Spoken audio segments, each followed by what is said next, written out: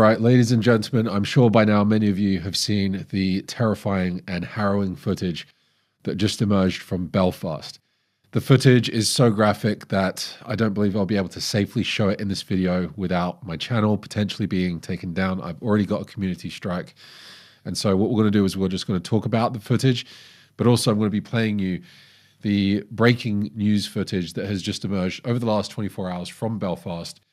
We have seen the people of Northern Ireland say enough is enough, and we have already seen the marches of people in the streets demanding that the governments put an end to this nonsense wave of mass migration from Islamic countries, because all it brings every single time is more violence, more destruction, more sexual grooming gangs, beheadings, terror attacks, female genital mutilation, honor killings, acid attacks, terrorism at large, massive amounts of taxes being wasted on security measures, not to mention the welfare state.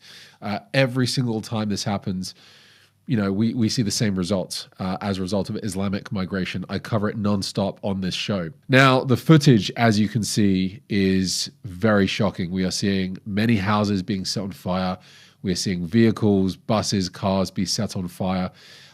We are also witnessing large groups of what appear to be young Northern Irish men in balaclava out on the streets, causing a lot of this chaos because the governments have refused to listen to the people up until this point. And the Northern Irish, they are not a people to be messed with. They are incredibly loyal to their country, and they're willing to fight until death, if needs be, to defend their country. And so I'm looking at this, and at the same time, I can recognize some of this stuff is stupid and dangerous, and they are going to be targeting the wrong people. And there might be children in these houses where there are arson attacks. But at the same time, we need to be looking at this and really laying the blame not on these people who have had enough, who are disenfranchised, who are powerless, and anytime they complain about it, they're being called a racist to shut them down. We need to really be laying the blame at the governments, the European Union, the United Nations, all these activist judges and NGOs that are funneling masses of people in. In a future video, I'll talk about the Chinese Communist Party's role in ushering masses of Islamic migrants into Europe because it serves their agendas, but that's a video for another day. But this is remarkable footage coming out from Northern Ireland. Now, I did want to say that the footage that we saw, the original attack footage, is so deeply laden with symbolism. It's just, is practically oozing from it. This one video clip contains within it everything about the downfall of the West. And so even though I can't play you the video, I'm going to play you screenshots at different key moments, and I might need to blur some things out. But first of all, let's just realize what this scene is. An illegal migrant dominating, sitting on top the limp body of a Caucasian man. Okay, this is dominance. This is dominance, here to conquer. We are seeing that this man is trying to behead this white guy. Now, to behead something means to replace that which governs everything else. When you behead a king in the olden days, you are saying this is the end of your reign, time for a new order. There's a reason why Islamists cut the head off of Christians and the people that they are conquering. They're saying, we are now the head of the nation. We are conquering you. This is a very symbolic move to cut someone's head off. But also, his eyes were gouged out. Okay, and I'm going to try and speak as plainly as I can here because this is incredibly brutal. You can almost see the part where he's gouging out his eyes, and you can see the blood pouring from his face where his eyes are. His eyes were gouged out. This again speaks to the blindness of Europe, the blindness of the West in allowing this to happen. We've had our eyes gouged out by the enemy. We are cucked. We're incapable of noticing what's going on. And we also know that this man on the floor isn't actually from Northern Ireland. His name is Stefan, and he's from Scotland. And so we have an example of what peaceful multiculturalism looks like. Okay, it already existed within the UK.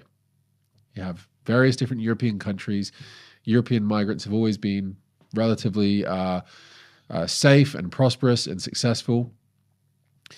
This is an example of good multiculturalism, you could say. The other thing about him is that he is disabled. He was already a disabled man. He was disadvantaged and on physically and symbolically the lower foot. He's a disabled man. And yet this disabled person was actually trying to help this Sudanese illegal migrant move into his new home on the street. So you have the kindness of a person who is physically disabled and has a level of incapacitation. Out of the kindness and empathy that he's trying to show this newly arrived migrant, now basically being killed by the person he's trying to help. Now, God bless this man for his kind heart.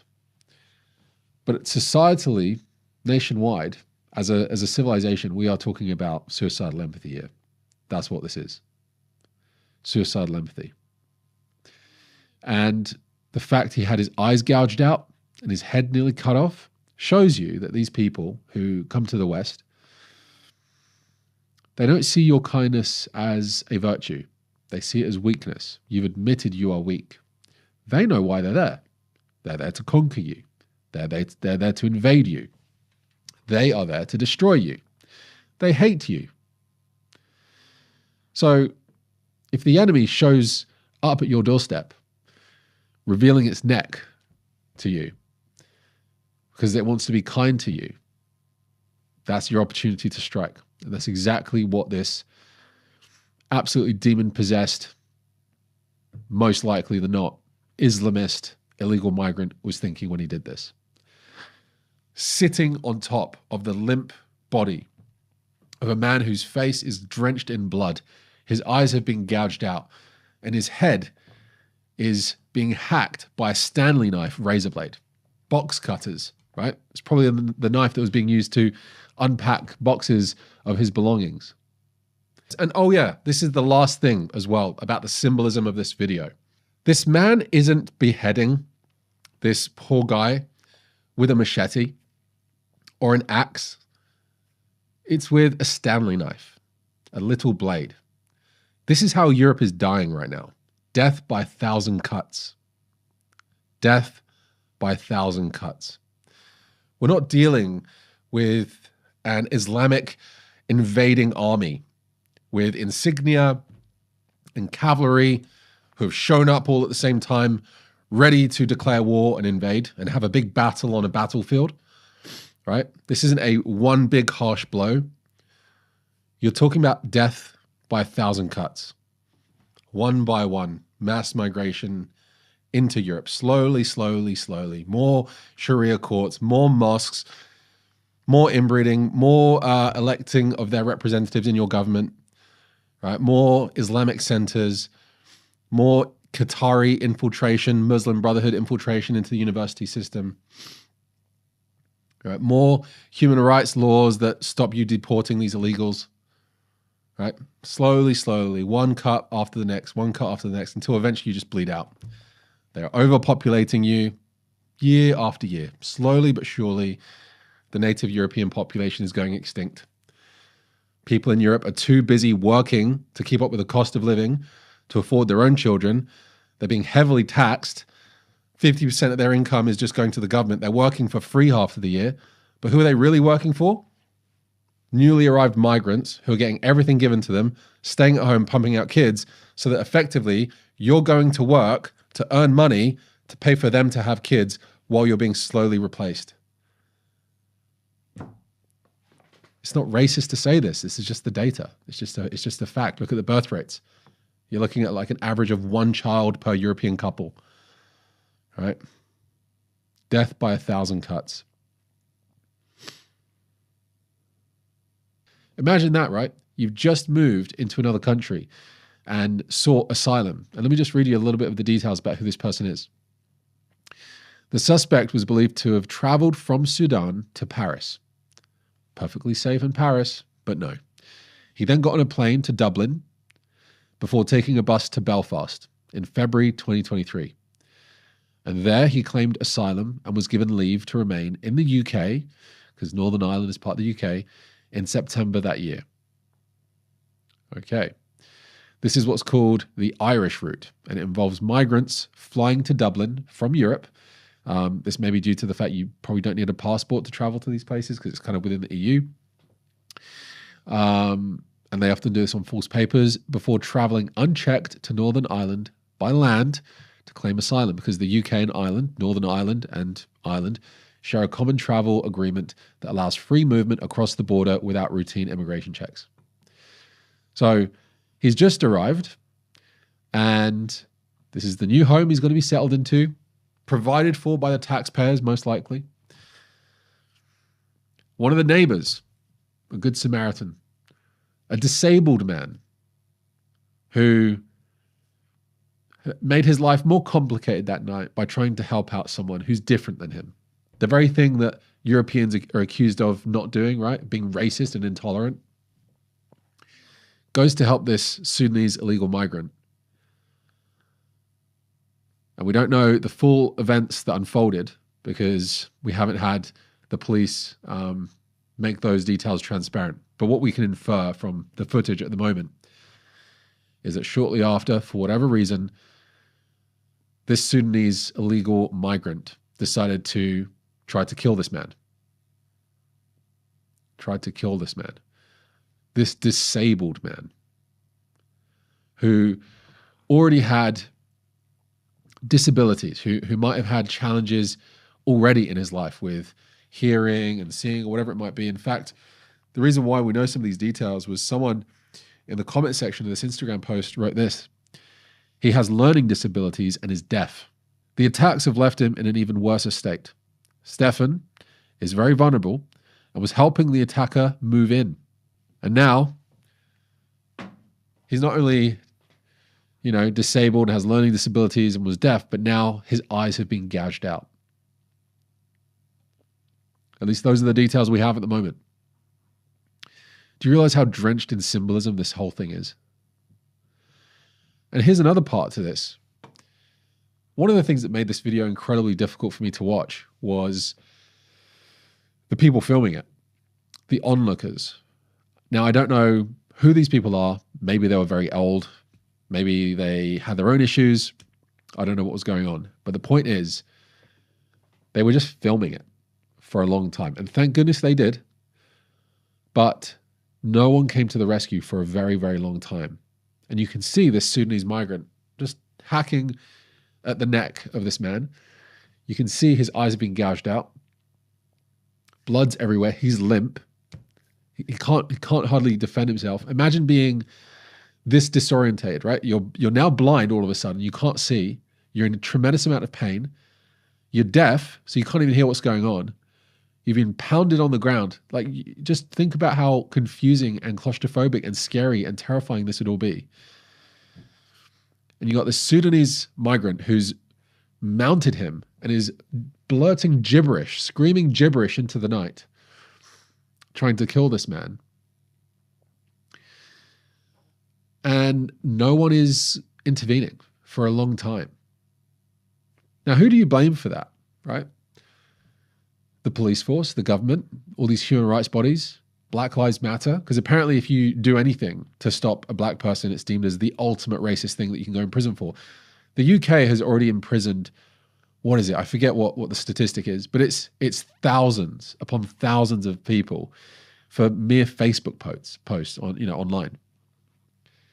And so I've seen in the comment section that, when I left a comment on one of these posts and said, like, why on earth has no one rugby tackled this demon into the asphalt?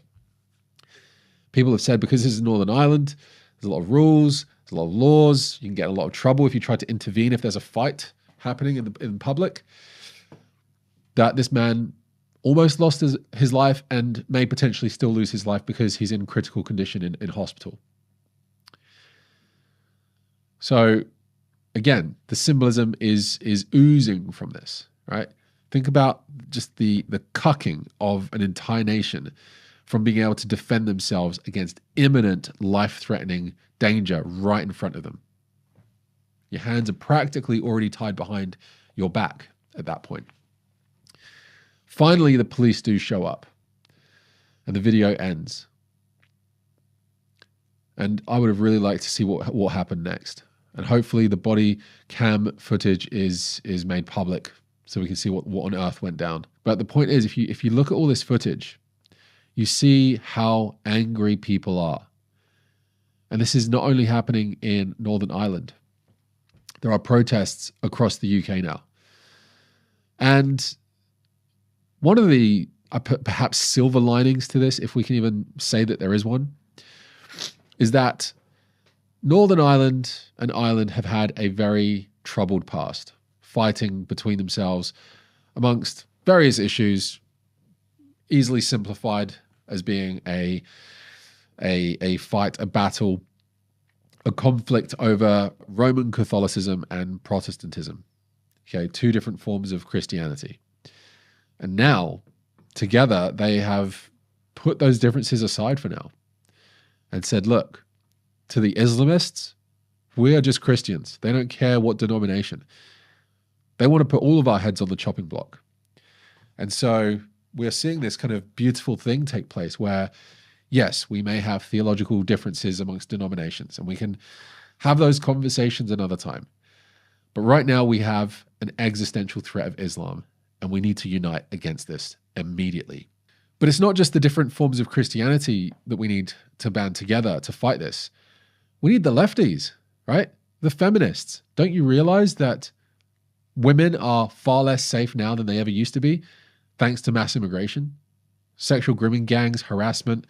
You've imported a people who, by and large, have very, very backwards ideas about women. Just look at their countries. And you've let them swarm into your country. What do you think that was going to do to women? So we need those people on board too.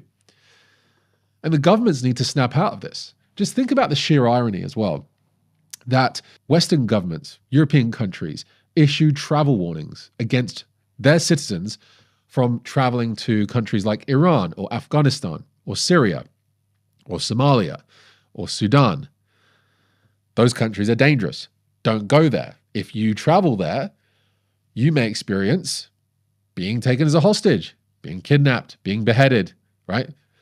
Being murdered, being sexually exploited. Don't go there. It's dangerous. The people there are not like the people here. Don't go there.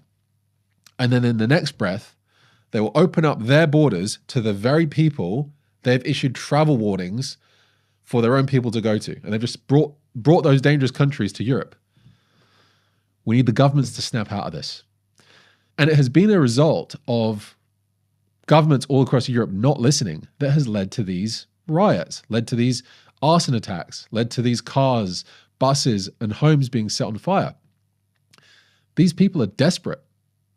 These people have nothing else now. They've tried talking in the media. They've tried making content online. You've arrested them for Facebook posts, right? They've tried voting for better policies. You don't pay any attention to them. Anytime they try and talk about this, they get accused of being a racist. What more can they do? You've pushed people to the absolute brink. And then you get The Guardian and various other kind of left-wing newspapers trying to make out that, you know, this is just crazy that anyone would go in the streets and do this kind of stuff. And yet we're completely pandering to Black Lives Matter when they caused $2 billion worth of damage in looting of all these businesses and shops, especially ones owned by white people.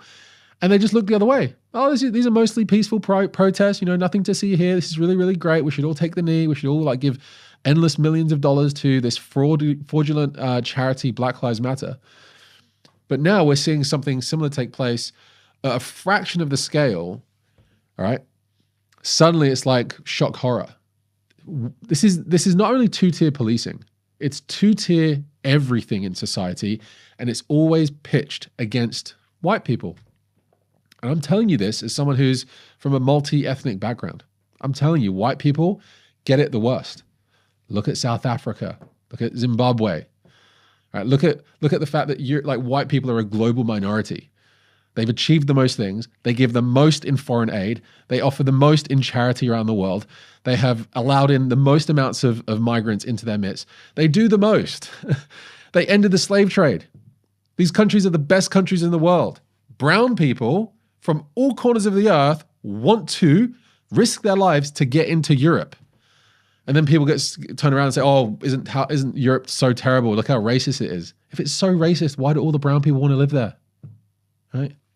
It's such basic stuff that I'm just amazed that people this isn't occurring to them. Like everyday normal people who just like sit and watch the TV all day, or have gone to school or university, just like they've never entertained these thoughts. They don't know about the Islamic slave trade. They don't know about jihad. They don't know about any of this stuff. They don't know about the statistics that I show endlessly on this show. You know, the inbreeding rates, right? It's just, it's unfathomable how deranged this ideology is. And I say this and I make these videos because deep down, I want to help them. Like these Muslims, I view them as victims of their own ideology, and I love them and I want to help them. That's why I make these videos. But I also want to wake white people up too. I want to wake Europeans up and go, look, you don't need to apologize anymore, right? We can all come together and agree that Western culture was the best before any of this happened. It already was great. It was great. You know, and it wasn't your diversity that made you great. It was you guys. You did great. And it was your Christianity that did that. You know, that's what made Europe what it was. The beauty, the architecture, just everything. Things went downhill when you started getting rid of Christianity and this devilish ideology replaced it and got in the way. And since then, as we've seen the diminishment of Christianity, what have we seen? The rise of sexual crime, right? The pornification of everything, jihad, terrorism, inbreeding, female genital mutilation, acid attacks, honor killings, billions spent monitoring the jihadists that your governments can't even gather up the courage to deport or throw in prison. And by the way, the prisons have basically become the monastic order of Islamists, right, who are radicalizing populations in prisons. 50 to 80% of prisoners in France are Muslim. They're being radicalized there. So what do you do? This is why historically, and still today, countries employed the death penalty. Not because we like the death penalty, but because at some point there's no other deterrent that you can put in place. You know, you start getting into really like difficult areas of ethics, right? But at what cost do you avoid these problems, right? It's like at some point it's like you either deal with these people seriously with the full weight of the law, or you let your children suffer the death penalty of your ignorance. You let the most vulnerable people in your society have their eyes gouged out and nearly beheaded. People that are trying to help these migrants, just think about the suicidal empathy. Just so remarkable, so incredible to see this all play out. And I will continue to warn you, as I have been, to say that all of this is going to happen to a town near you. If you look up from your screen, whatever you're watching this video on, and you look out and you think that you've got a peaceful, quiet neighborhood where you live, it's coming to you. There is not going to be a single corner of Europe that is untouched by the perversions and the danger and the destruction that Islamic jihad brings. Every single inch of the Middle East has also been tainted with this. It's why the Middle East looks the way it does. Every single Islamic country sucks. I've lived in them. I've traveled through them. Believe me, even the people living there admit this, whether they say it out loud or not, because they vote with their feet. They want to leave. They want to leave. Anyway, I better wrap up the video. Let me know what you thought of this video. Are you also noticing the symbolism that is just pouring and drenching from this one video clip? The suicidal empathy, the inability of those around to actually do anything and stop this and actually act and defend themselves, right? The death by 1,000 blades, having your eyes gouged out, the blindness to all of this. The fact that this is a disadvantaged man. Like Europe is already on the back foot and it's trying to do more. Right? Like, has Europe not done enough? Is it not diverse enough? When's the end goal of this? Someone tell me. Like, is it going to stop when it's 50%? 70% of the population is multi-ethnic and diverse? When's the end goal? Someone tell us. So we know what we're trying to aim for here. No one's voted for this. All right? Crazy. Anyway, please do subscribe to the show. It's what helps me get these videos out there and reaching new people. Hype the video if you can. Any interaction with the video helps this message get out there. And it's an important message. If you do want to support the show, and I truly and greatly appreciate if you wish to support the show, you can do so by checking out the merch link down below. Grab a t-shirt, grab a hoodie, doesn't matter what it is. Support the show by visiting the merch link. Subscribe if you haven't already, and I'll speak to you in the next one. God bless.